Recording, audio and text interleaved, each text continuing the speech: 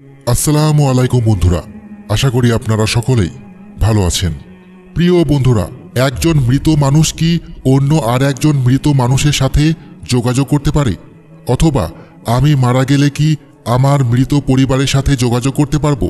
যদি আপনাদের এই বিষয় নিয়ে জানার ইচ্ছা থাকে তাহলে ভিডিওটি সম্পূর্ণ দেখবেন। কিছু হাদিসের বর্ণনা থেকে জানতে পারি যে মুমিন বান্দার মৃত্যুর পর একে অপরের সাথে সাক্ষাৎ করতে পারেন এবং তারা নতুন মৃত মুমিন ব্যক্তির কাছে জিজ্ঞাসা করে অমুক ব্যক্তির কি অবস্থা।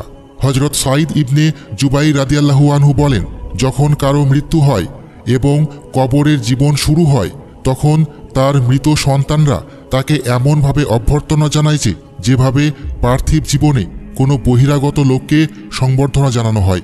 হযরত সাবেদ বানানী রাদিয়াল্লাহু আনহু বলেন, যখন কারো মৃত্যু হয় তখন তার পূর্বে মৃত নিকট আত্মীয়গণ তার নিকটে এসে তাকে ঘিরে ধরে।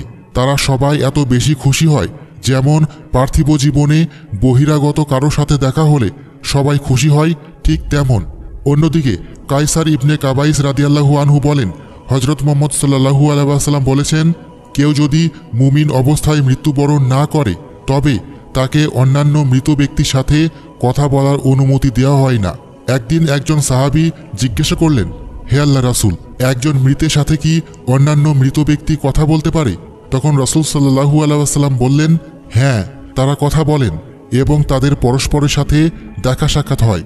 হযরত আয়েশা রাদিয়াল্লাহু আনহা বলেন, রাসূল সাল্লাল্লাহু আলাইহি ওয়াসাল্লাম বলেছেন, যখন কোনো মুসলিম ব্যক্তি তার মুসলিম ভাইয়ের কবর জিয়ারত করে এবং সালাম দেয় এবং তার কবরের পাশে বসে, তখন কবরে সমাহিত মৃত ব্যক্তি তার সালামের জবাব দেয় এবং জিয়ারতকারী সেখান থেকে চলে আসা পর্যন্ত তাকে চিনতে এবং বুঝতে পারে।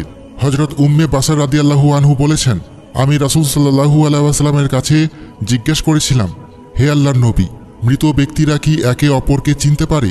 তখন তিনি উত্তরে আমাকে বললেন, তোমার উপর শান্তি বর্ষিত হোক। যেসব মুমিনের আত্মা আল্লাহ তাআলার উপর সন্তুষ্ট থাকে তারা জান্নাতের সবুজ পাখির হৃদয়ের অভ্যন্তরে থাকে। এখন বুঝে নাও, পাখিরা যখন বৃক্ষে একে অপরকে চিনতে পারে, কথা বলতে পারে, তাহলে মুমিন ব্যক্তিরাও তা পারবে। আবু সাঈদ খুদরি রাদিয়াল্লাহু আনহু বলেন, রাসূল সাল্লাল্লাহু আলাইহি ওয়াসাল্লাম বলেছেন, যখন কোনো ব্যক্তি কুরআন মাজিদ শিক্ষা শুরু করেন এবং তার শেষ করার পূর্বে মারা যায়, কবরে একজন ফেরেশতা তাকে কুরআন মাজিদ শিক্ষা দেন আর সে আল্লাহ তাআলার সাক্ষাৎ পাবে যখন সে সম্পূর্ণরূপে হাফেজ হবেন।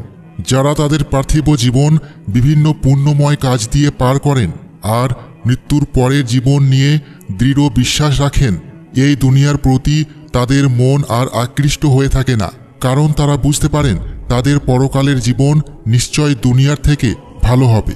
তখন তারা দুনিয়ার জীবন থেকে পরকালের জীবনকে বেশি প্রাধান্য দিয়ে থাকেন। অন্যদিকে অনেকে আছেন যারা এই পার্থিব জীবনের সুখ শান্তির আশায় অন্যায় কাজে লিপ্ত হয়ে থাকেন। তারা মৃত্যুর কথা স্মরণ করলেই ভয় পায়। সুলাইমান ইবনে মালিক আবু হাজেম রাদিয়াল্লাহু আনহুকে জিজ্ঞেস করলেন, আমরা মৃত্যুকে ভয় পাই কেন? তখন উত্তরে তিনি বললেন, তোমরা দুনিয়ার জীবনকে খুব বেশি সুন্দরভাবে সাজাতে চাও, পরকালের কথা ভুলে যাও, এজন্যই তোমাদের সাজানো সুন্দর জায়গা হতে পরকালের কঠিন জায়গা পছন্দ হয় না। তখন সুলাইমান বললেন, আপনি সঠিক বলেছেন, আমাদের সকলের উচিত দুনিয়ার এই ক্ষণস্থায়ী জীবনের কথা না ভেবে পরকালের কথা ভাবা, দুনিয়ায় খারাপ কাজ ত্যাগ করা।